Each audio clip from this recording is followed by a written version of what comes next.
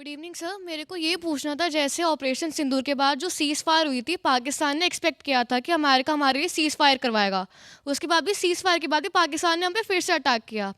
तो सर अब जैसे जो रीसेंट बॉम्ब ब्लास्टिंग हुई है, उसके बाद भी अभी अगर इंडिया फिर से अटैक करता है, पाकिस्तान फिर से ये एक्सपेक्ट करेगा कि अमेरिका हमारे लिए स्टैंड ले, क्योंकि बार बार इंडिया की इमेज को ही डुबाया जा रहा है कि इंडिया जो करता है हमारे लिए, हमारे ऊपर गलत करता है। तो सर अब हम जितने भी इंडियंस हैं, अब हम ये चाहते हैं कि इंडिया एक ऐसा अटैक करे पाकिस्तानी पे या फिर मुनीर पे कि वो 100 बार सोचे ठीक है, कि वो क्या अस्थाना अटैक कर डर रहा है। बनाना है, आर पार क्या हमला होना चाहिए इस बार? इसमें कोई शक नहीं है कि अभी जो भी एक्शन है वो पिछले एक्शन से और ज़्यादा स्ट्रांग होना चाहिए, इसमें कोई शक की बात नहीं है। लेकिन इसके साथ साथ इस बार सीक्वेंस चेंज होना चाहिए। सीक्वेंस चेंज में पहले अपने घर की सफाई, और जैसे अभी मेरे को पैनलिस्ट ने बताया उसी को मैं थोड़ा सा एलेबरेट करूँगा।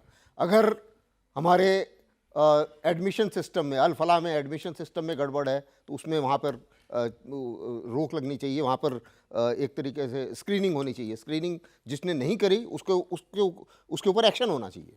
उसी मुताबिक जिसने मकान दिया किराए पे, अभी आपने देखा होगा पुलिस वाले दुनिया भर का एडवर्टीजमेंट देते हैं कि जब भी आप किसी किराएदार को मकान देते हैं कृपा करके तसल्ली कीजिए। कोई नहीं करता, सारे के सारे वो पुलिस वेरिफिकेशन से कुछ अपना निकाल के लेके आ जाते हैं।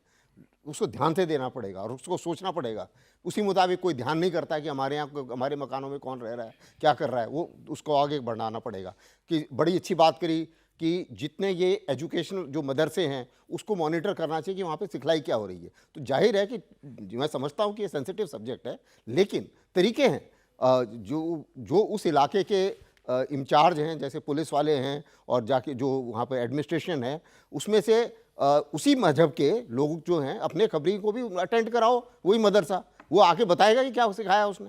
ठीक है सर, वो तो इंटरनल सिक्योरिटी पे काम करना है तो सबसे ये पहले। इंटरनल सिक्योरिटी लेकिन मुनीर का कैसे सबक सिखाना है? क्योंकि जैश तो सिर्फ एक नाम है। जैश हो गया, लश्कर हो गया, सब नाम है। अल्टीमेटली ये आप सब जानते हैं, आप लोगों ने क्योंकि खुद डिफेंस फोर्सेस में सर्व किया है, सब लोग आप बहुत बेहतरीन तरीके से जानते हैं ये है तो कौन? पपेट है। पपेट है। पीछे तो आर्मी की ट्रेनिंग है, उन्हीं के हथियार हैं, उन्हीं का मास्टरमाइंड है, उन्हीं की प्लानिंग है।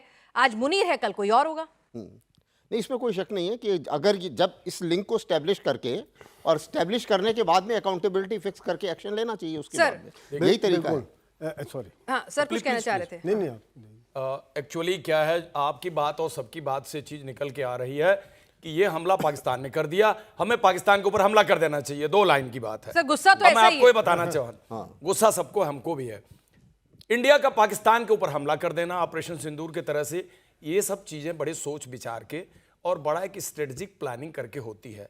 नंबर 2, पहलगांव केस और इसमें सबसे बड़ा अंतर है। पहलगांव केस में डे 1 में प्राइमा फेसी स्टैब्लिश हो गया था कि the brutal killers way from the Pakistan. TRF ने रिस्पॉन्सिबिलिटी भी ले ली थी, जब बाद में प्रेशर पड़ा तो उन्होंने रिस्पॉन्सिबिलिटी विड्रॉ कर ली। बड़ा क्लियर कट है। किसी देश पे ऑफेंसिव लॉन्च करने के लिए क्या आप समझ रहे हैं भारत की एजेंसी चुप बैठी है? बिल्कुल चुप नहीं बैठी है। आप 10 से 15 डेज लीजिए, जहां ये तार कनेक्ट हुए, टर्की का तार कनेक्ट हो चुका है, हैंडलर का भी पता लगेगा, पूरे उनके डार्क वेब का भी पता लगेगा, उन्होंने क्या इंक्रिप्टेड सिस्टम यूज किया वो भी पता लगेगा, और हमारी एजेंसी यह एस्टेब्लिश करने में कामयाब हो जाएगी कि इसके तार पाकिस्तान से जुड़े हैं। उसके बाद हमारे एग्रेसिव होने, ऑफेंसिव होने का सिलसिला शुरू होगा। बहुत सारी चीज आगे हैं, उसको हम नहीं बातचीत कर पाएंगे, but let the government be sure कि what type of connectivity is there with the Pakistan.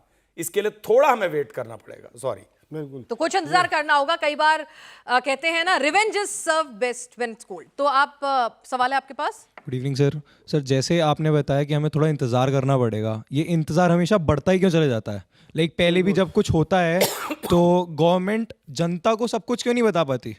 जैसे अभी ये हुआ, बॉम्ब ब्लास्ट हुआ रेड फोर्ट के पास, बताया गया पहले कि 13 डेथ हुई हैं, लेकिन जैसे वीडियोज आई, आपने बताया खुद ही कि 40 फुट नीचे तक वेव जा रही है, 400 मीटर दूर तक गाड़ी के शीशे फट रहे हैं। इनको लगा डाउन प्ले किया गया, देर से इन्फॉर्म किया गया। अगर बताना चाहिए तो फिर तो क्लियर कट, लाइक जनता को उतना पता होना चाहिए ना कि क्या है, क्या आगे होगा और क्या एक्सपेक्टेड है कि हम क्या एक्शंस लेंगे। नहीं, देखिए ऐसा है, कई बार ये इम्पैक्ट ज़्यादा लगता है, फोटोग्राफ में इनसे ज़्यादा लगता है, लेकिन जिस प्रकार से आज की तारीख में सबके पास वीडियोज़ हैं, सबके पास मोबाइल हैं, सब लोग वहाँ पे मौजूद हैं, तो एक खबर कहीं छुपी नहीं रह सकती। जिस प्रकार से भारत में मीडिया ओपन है, ओपन मीडिया, यहाँ दबाया गया नहीं है कि पाकिस्तान या चाइना की तरह जो खबर सरकार बोलेगी वही बोलेंगे। तो धीरे धीरे ये सच्चाई सामने आ जाती है, सच्चाई सामने है, लेकिन डेफिनेटली डैमेज हुआ है, नुकसान हुआ है। यही कारण है कि इतने घायल हैं, और जिसमें कि शायद मतलब सभी बच जाएं ये उम्मीद करते हैं। और लेकिन सर ये कह रहे हैं कि एक्शन क्या लेंगे बताते हाँ, क्यों नहीं? एक्शन का ये है, बताते तो नहीं देखिए दे सकते। एक्शन जो है ना, मैं ये कहना चाह रहा था कि जो सरप्राइज फैक्टर यहाँ पे बड़ा जरूरी है। सबसे पहले आप देखिए आज भारत की सोच बदली हो गई है।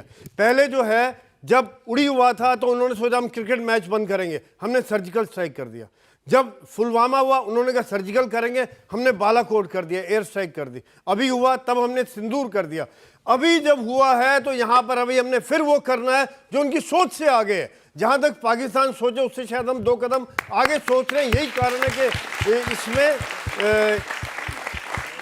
ये सरप्राइज फैक्टर तभी उनको चकित रखना है। यही फौज की सरप्राइज फौज एलिमेंट में बना के रखना है। बेल साहब बहुत छोटा सा जवाब चाहूंगी कि सोच से आगे क्या, फुल फ्लेज युद्ध कर दें कि भाई एक बार में समझो तो समझो, नहीं तो नहीं, क्या करें? या फिर चुन चुन कर फिर से आतंकियों का इंतजार करें पूरे साल भर कि यहाँ लोकेशन मिल गई, अब मारो अब मारो अब मारो, क्या करें? क्या देखिए, मेरी सोच बहुत क्लियर है।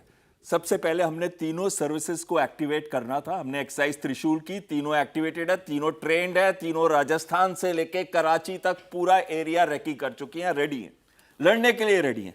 लेकिन मैं ये कहता हूं कि इस समय हमें टारगेट करना है 2 लोगों को। एक, इनके जनरल्स को, कहीं पे भी छुपे हो अपनी इंटेलिजेंस रेडी रखनी है। जब पता चले कि ये बाहर निकले अपने बिल से, अभी तो ये छुपे हुए हैं, बंकर्स के अंदर है। यहां तक कि मसूद अजहर जो है जैश ए मोहम्मद का लीडर, वो भी छुपा हुआ है, वो भी बंकर के अंदर है।